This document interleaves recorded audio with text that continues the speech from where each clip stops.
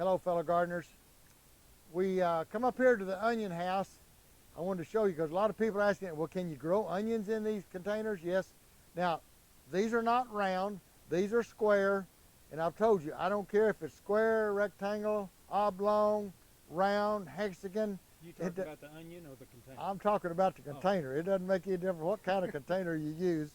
And Jack's trying to pull my leg. I think he's trying to get me mixed up here. But we wanted to show you a little about these onions. Yes, you can grow onions. Now, we put these onions in here pretty thick. You see about every 2 inches. And I'll show you the difference if you go ahead and pull every other one of them out to eat. You see, we didn't pull many of these. But, I mean, we still got some pretty good onions in here. Let me show you what I'm talking about. And they make a good root system. Look at there. See there what a root system?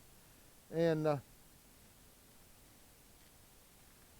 tell you, we're going to take these in and have them for lunch today is what we're going to do. You can see, but look here where we pull this box back here. We pull most of them out, and look at here what we got here. I want to show you where we just left 3 or 4 in there, 5 or 6.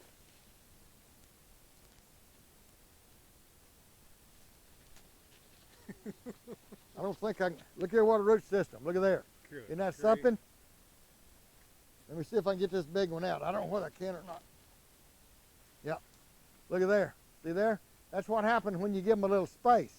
You go ahead and plant them a couple of inches apart and then pull every other one of them out and eat them for green onions, you know, like when they're small.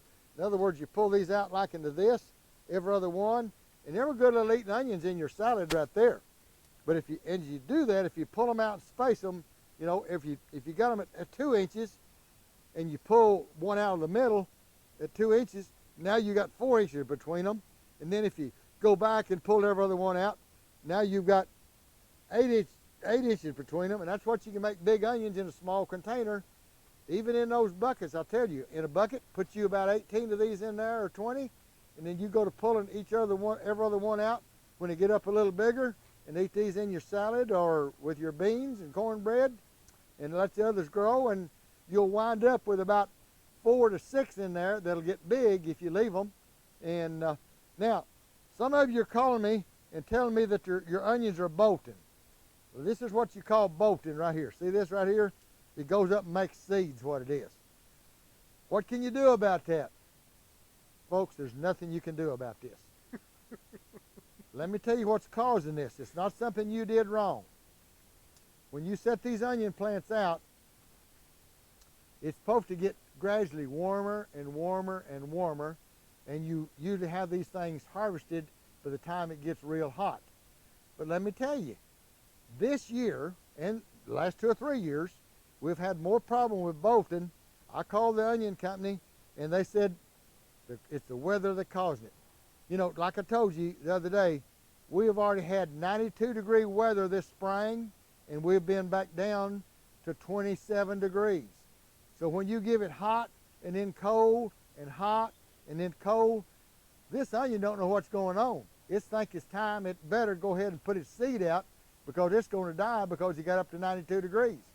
So there's nothing we can do this.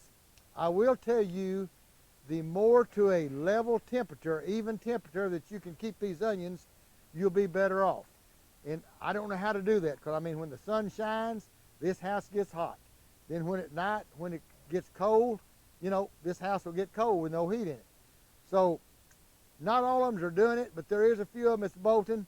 And I just want you to know there's nothing we can do about this bolting at this point that nobody knows of, okay? Well, anyway, question. Yes. Jack's got a question. Sometimes you will buy an onion and you get it cut in the middle and it looks like it's growing another green onion. That's exactly what it's doing, yes. That's what it's doing. It's growing another onion. What causes it? It thinks it's time it's got to grow because there was humidity or something around it. And yeah, we'll try to show you onion after a while on the end of this, how one's greening up in the middle. Warm weather causes that. If you store them in a warm, humid place, that onion's going to, the center of it's going to grow and grow up there. And you could plant it out and it'd make another onion, you know, later on this fall. But, and also, you can also take, I've told you before, You can cut that little, about a ½ inch of that onion off on the bottom with that roots, and you plant it back in the ground with this part up and the roots down, that ½ inch, and that will make you another onion even by that. So there's lots of ways to plant onions. You know, you could even take these little green onions here the same way. Cut that little piece of meat off just a little bit there with that and plant that thing in the ground, and it'll make you another onion. So yeah, you can try that to play with it. It's just fun to do things like that. All right, let's go to the strawberries and look at them, and then we'll shut this off.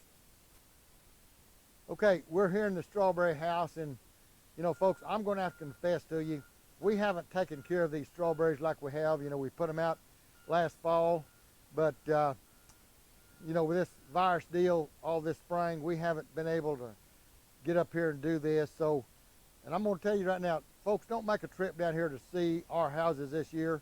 I'm ashamed of them. They're full of weeds.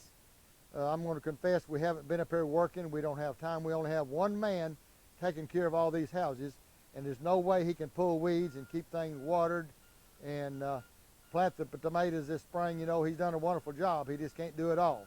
So these strawberries have had to take care of themselves just about. David has put some water on them. That's about all he's done, is water and feed. You know, these are June bearings.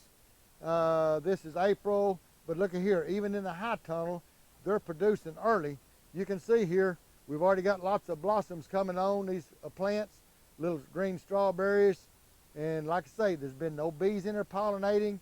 This is strictly from the flies that come in, you know, it's in these houses and everything. And you gotta have those flies, don't worry about it. They gotta be in here to help you pollinate. But you can see how these strawberries are turning red now.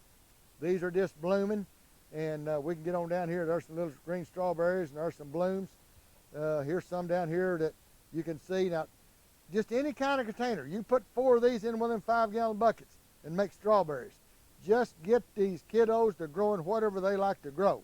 I know Houston, when he comes to see me, this is the first place he comes to, is this strawberry house, and he goes to picking strawberries, and that's fine. He knows where they're at, and that's what he loves. Besides his carrots and his watermelons, he loves these strawberries. So anyway, that's just a shout out to Houston. He was down here yesterday. I missed him. I didn't get down here by the time he got here, so he had to leave. We didn't get to see each other, but anyway, this is just something we're trying to get these kiddos to do it. I just keep being repetitive about it. Get those kids interested in growing something they like to eat.